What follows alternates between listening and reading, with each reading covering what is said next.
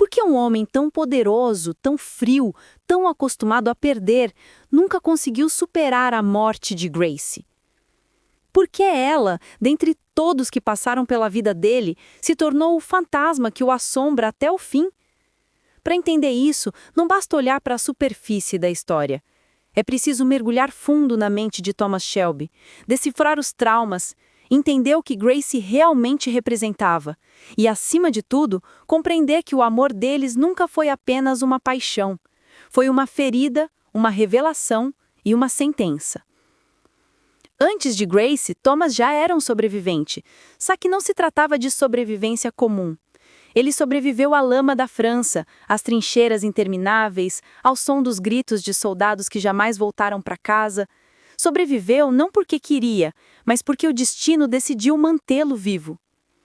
Esse tipo de sobrevivência tem um preço. A alma se despedaça em 1000 fragmentos. E quando Thomas volta da guerra, ele traz consigo não apenas as cicatrizes invisíveis da pólvora, mas também a certeza de que nada no mundo pode ser puro. Ele já não acredita em inocência, em amor, em futuro. Seu coração não bate por esperança, mas por sobrevivência e ambição.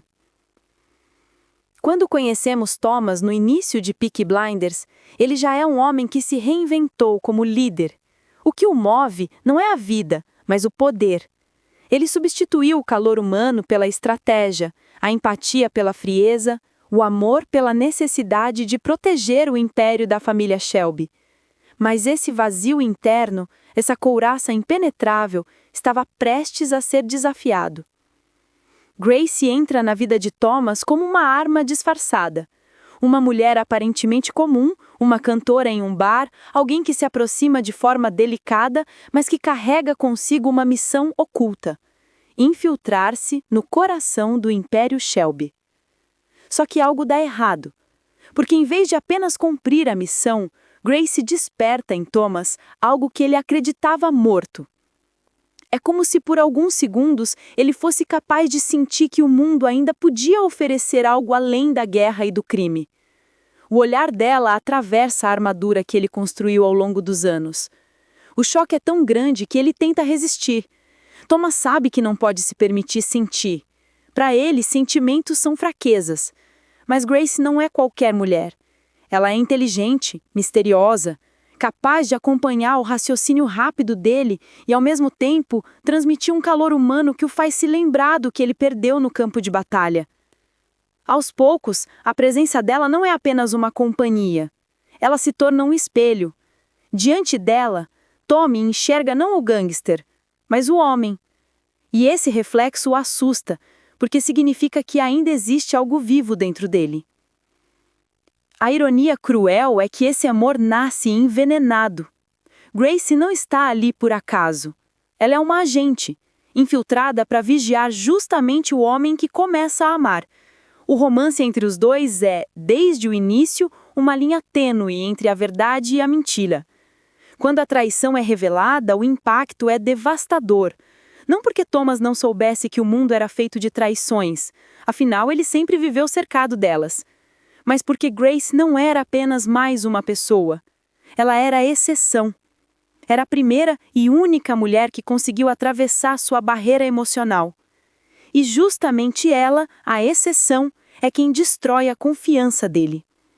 É aqui que nasce a primeira razão pela qual Thomas nunca superou Gracie. Porque, no fundo, ela foi a prova de que até quando o amor é verdadeiro, o destino encontra uma forma de corrompê-lo. Para Tommy, isso não foi apenas uma decepção amorosa, foi a confirmação de uma crença profunda, de que o mundo sempre tira tudo o que ele ama. Mas a história não acaba na traição. Contra todas as probabilidades, contra o próprio orgulho de Tommy, os dois se reencontram. E dessa vez não há segredos, não há máscaras. Eles escolhem um ao outro apesar de tudo. O casamento entre Thomas e Gracie representa um momento raro em toda a saga. O instante em que Tommy acredita que pode ser feliz. Pela primeira vez, ele se permite sonhar com algo além do poder. O império, os negócios, as armas, os planos políticos, tudo isso parece pequeno diante da possibilidade de viver uma vida ao lado dela. Esse período é curto, mas intenso. Grace não é apenas uma esposa.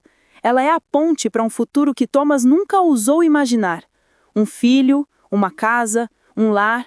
Para um homem que voltou da guerra acreditando que o mundo não tinha nada de bom a oferecer, isso é quase um milagre. E é justamente por ser tão milagroso que o destino não poderia permitir que durasse. A bala que atinge Grace não mata apenas uma mulher. Ela destrói o último resquício de esperança em Thomas. A cena é brutal, não pelo sangue, mas pelo silêncio que se segue. Pela forma como Tommy cai de joelhos diante do corpo dela, impotente, como se toda a força que sustentou a vida dele até aquele momento tivesse desaparecido em segundos. A partir daí, Thomas volta a viver, mas não vive. Ele respira, planeja, conquista, mas não sente. Grace se torna um fantasma que caminha ao lado dele, um lembrete constante de que tudo que é belo e verdadeiro em sua vida está condenado a morrer.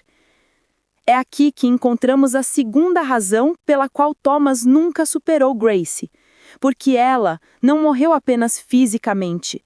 Ela levou consigo a única versão dele que ainda acreditava em algo. O que acontece depois da morte de Grace é revelador. Thomas passa a vê-la em visões. Conversa com ela em delírios. Ela surge em momentos decisivos, quase como se fosse sua consciência ou sua maldição.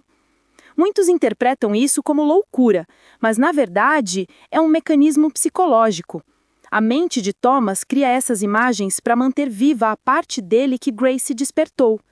Porque se ele deixar a memória dela desaparecer, desaparece também a humanidade dele. Ela se torna um símbolo, não apenas do amor perdido, mas de quem ele poderia ter sido. Cada vez que Grace aparece, é como se lembrasse a Tommy que havia um outro caminho, um caminho que não envolvia sangue, pólvora e solidão. Mas esse caminho foi fechado para sempre. Depois da morte de Grace, Thomas tem relacionamentos, amantes, alianças, mas nenhum deles chega perto do que ela representava. E não é porque as outras mulheres não têm valor, mas porque Grace não foi apenas uma mulher.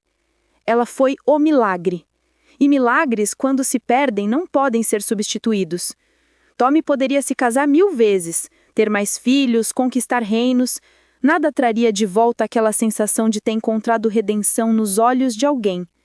Nada substituiria o fato de que, ao lado dela, ele se sentia humano. É por isso que ele nunca superou Grace. Porque o que ela simbolizava não era apenas amor. Era a última ponte entre ele e uma vida comum. Thomas é um homem dividido entre o poder e a vulnerabilidade, entre o instinto de sobrevivência e o desejo secreto de ser apenas um homem comum. Grace foi o ponto de equilíbrio que uniu essas duas forças. Quando ela morreu, o equilíbrio rompeu-se, e Thomas ficou condenado a viver no paradoxo.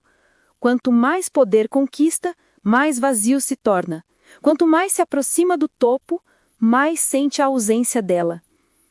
Superar Grace seria aceitar que não existiu redenção para ele, que a guerra o transformou em algo irreversível. E, de certa forma, Tommy prefere carregar o fantasma a aceitar o vazio absoluto. No fim das contas, a resposta é clara. Thomas nunca superou Grace porque não havia como. Ela não foi apenas o amor de sua vida, ela foi a chance de ser salvo. E quando essa chance morreu, ele não perdeu apenas uma mulher, ele perdeu a si mesmo. Toda a sua trajetória depois disso, as alianças políticas, as guerras familiares, as vitórias e derrotas, foi apenas uma tentativa de preencher o buraco que ela deixou. Mas um buraco assim não se preenche. E é por isso que até o fim, Thomas permanece perseguido pelo fantasma de Grace, não porque não consiga esquecê-la, mas porque esquecer seria matar de vez a última parte dele que ainda acreditava no amor. No fundo, Thomas não é o chefe implacável que todos veem. Ele é apenas um homem quebrado, que teve em suas mãos a única chance de redenção e a perdeu.